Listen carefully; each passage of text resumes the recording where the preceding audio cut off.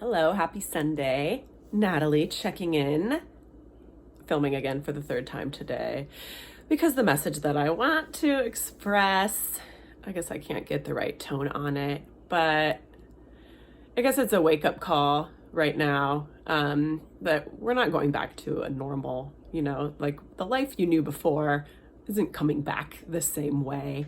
And I think the sooner people get that, the easier it's going to be for them to deal with the new normal, whatever that's going to be. But on that note, I want to give a little pep talk and just say that I don't think it has to be a terrible thing. There were a lot of things that weren't really awesome about the way that we had our society set up. And I think even though right now there's a lot of things that seem very unfair going on,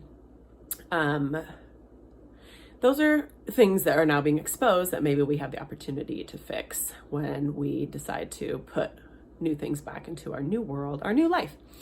So what I wanted to do was point out that this all seems a lot like the Elisabeth Kübler-Ross model about grieving. And since we're not going to be getting the life that we had before, this is absolutely a loss, a death of sorts in our world. And I think it's great to be able to understand that there are stages of grieving. And this woman, Elisabeth Kübler-Ross, took the time to study lots of people that were dying of terminal illness and the emotional stages that they went through. And she also noticed that these seem to be able to be implemented for anyone that's grieving the loss of anything. And right now, I think everyone is in a grieving stage. So if you're not familiar with it, the stages of grief are denial, anger, bargaining, depression, and acceptance. And they are something that can keep cycling and cycling and cycling. But the sooner you can get to the acceptance phase, the easier it's going to be for you to become flexible and to be able to adapt to this new reality and understand that the loss is okay and that you're going to be okay with everything.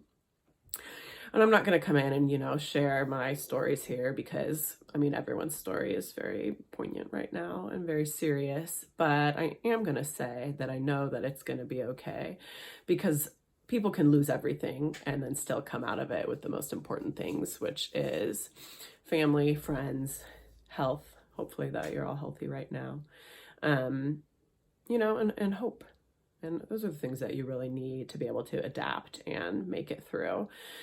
And I think we're all seeing right now that the most important qualities for survival are adaptability and, level-headedness. And this is not a time to be panicking. This is a time to pay attention, to be an observer, to look within and see what you can keep, what you don't need anymore. That can be quite literal too in your world. Maybe you have too many material things.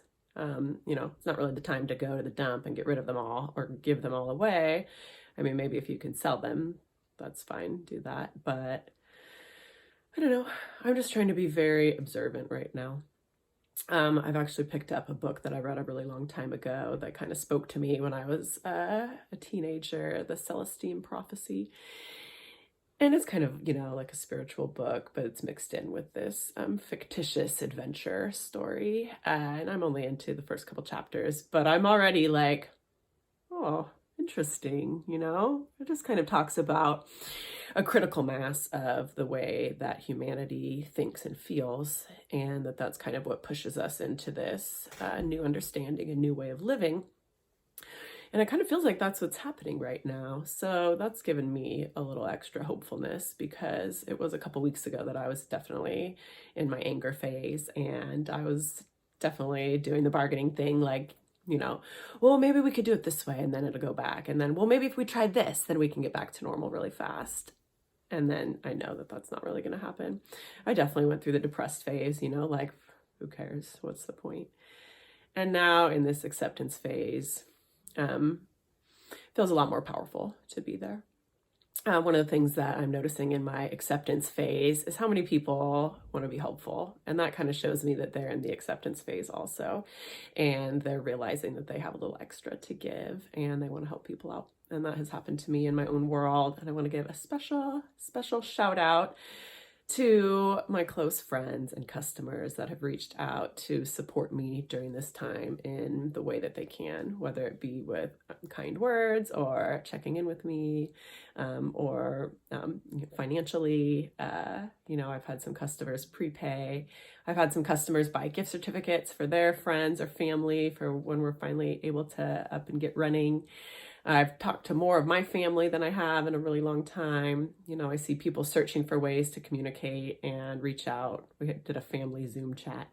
I've never done one of those with my family, so that was kind of a blessing. Well, if you want more information about the cycles of grief, you can Google that. I suggest it.